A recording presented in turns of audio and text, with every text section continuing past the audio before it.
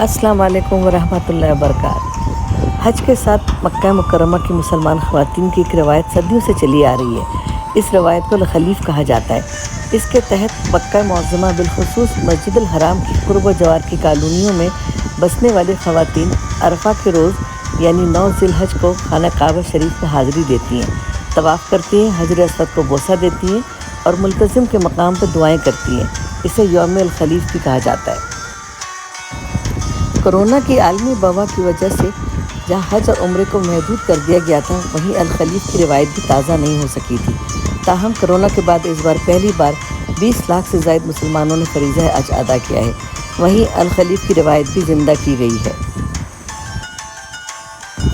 چونکہ یوم عرفہ کو حجاج کرام میدان عرفات، منی اور مزدلفہ کی طرف عازم سفر ہوتے ہیں، اس لیے خانہ کعبہ خالی ہوتا ہے اور مکے کی خواتین کو طواف کرنے، حجر اسود کو چومنے اور ملتزم میں نوافل اور دعا کرنے کا موقع مل جاتا ہے۔ مگر سال کے باقی دنوں میں ایسا نہیں ہوتا۔ یہی وجہ ہے کہ سیاہ رنگ عباؤں اور لباس میں ملبوس مکے کی خواتین جوق در جوق یوم عرفہ کے موقع پر خانہ کعبہ میں آتی ہیں اور خشوع و خضوع کے ساتھ عبادت کرتی ہیں۔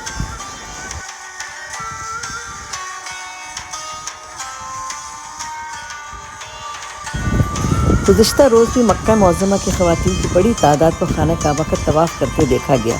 یوم عرفہ کو زیادہ تر خواتین روزے سے ہوتی ہیں اور وہ اپنے ساتھ افطاری کا سامان بھی لاتی ہیں۔ اس کے علاوہ حرم مکی میں بھی ان کے روزے کے افطار کا اہتمام کیا جاتا ہے۔ گزشتہ روز بھی الخلیف کی روایت کے تحت خواتین کی بڑی تعداد کو مسجد الحرام میں خانہ کعبہ کے قریب روزہ افطار کرتے دیکھا گیا۔